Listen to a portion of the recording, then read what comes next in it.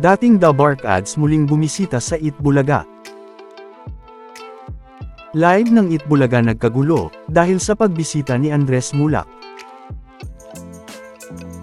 Maine, RB at Julia, niyanig ang noontime.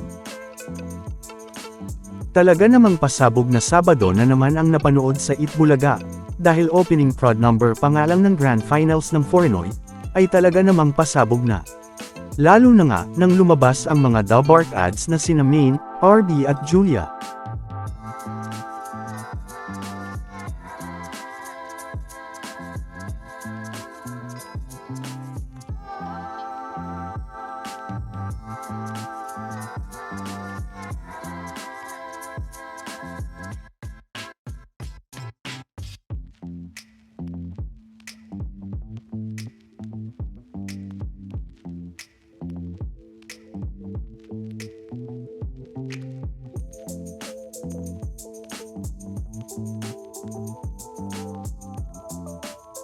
Ganun na rin nga, ang prod number ni Jose at Wally, na kung saan ay pinakita din nila dito ang kakulitan nila.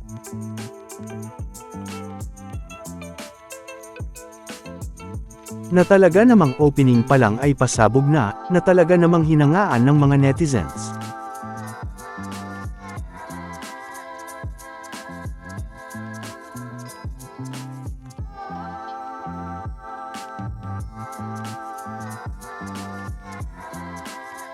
Isa pa nga sa mga inabangan ng marami, ay ang mga judges sa Grand Finals ng segment na Foreignoy The Fam Invasion, ngayong Sabado May 17.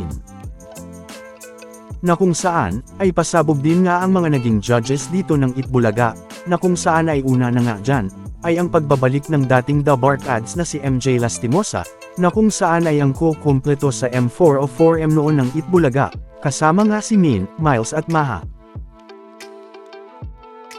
Kaya naman, ay muli ngang nakita ang kakulitan nito, sa pagbalik niya sa Itbulaga. Kasama din nga dito bilang mga judges si Fifi Sharma, Martin Oy, Reina Hispano-Americana 2025 Diamante. Kasama din ang US Embassy spokesperson, na si Kanish Kagangopajay. At gaya nga ng inaasahan ng marami, bago pa lang magsimula ang Itbulaga ngayong Sabado, ay bumisita din nga ang kapatid ni Tash na si Andres sa Itbulaga. Na talaga namang nagkagulo ang live ng Itbulaga, paglabas pa lang niya sa EB stage.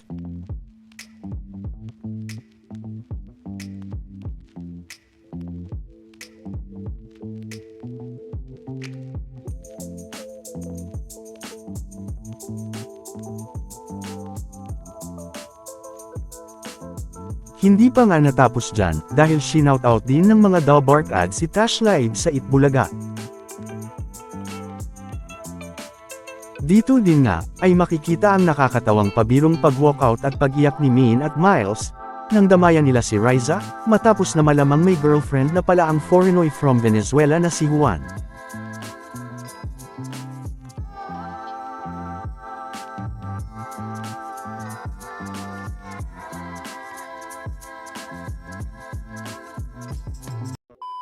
Welcome back mga ka-highlights.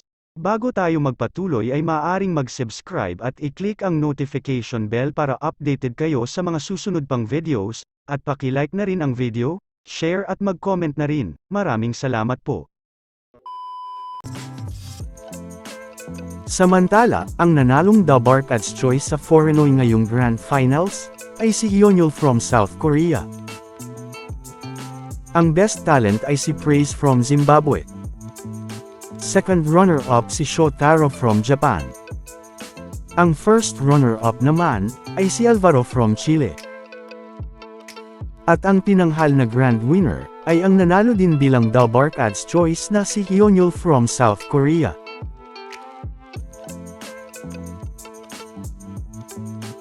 At dahil natapos na nga ang segment na Foreignoy The Fam Invasion, ay inaasahan na nga ng marami, ang pagbabalik din ng dating segment ng Itbulaga, na po Renay, o You're My Foreignoy noon sa Itbulaga. Na talaga namang marami din ang mga nag-aabang nito. Hindi nga lang yan, dahil muli na naman ng pinatunayan ng Itbulaga ang lakas nito, dahil muli ngang pinakita ng Itbulaga ang pagiging hari at number 1 nito sa noontime. Sa katunayan nga, ay mula Lunes, Martes, Miyerkules, Huwebes, at Biyernes, ay makikita naman talaga ang lakas ng Itbulaga.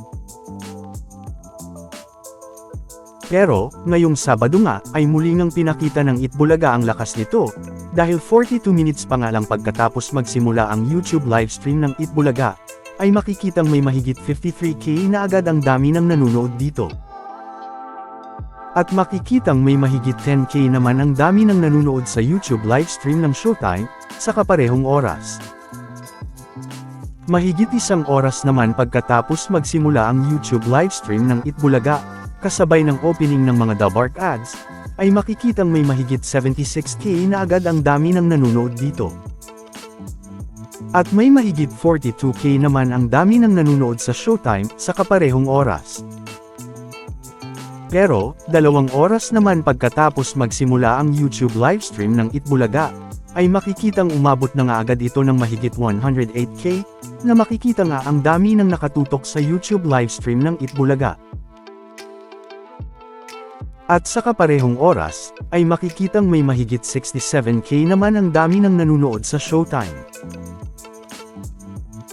Pero, hindi nga lang yan, dahil mahigit 2 oras naman pagkatapos magsimula ang YouTube livestream ng Itbulaga, ay makikitang umabot na nga ng mahigit 114K ang dami ng nanonood dito. At sa kaparehong oras din, ay makikitang may mahigit 52K naman ang dami ng nanonood sa YouTube livestream ng Showtime.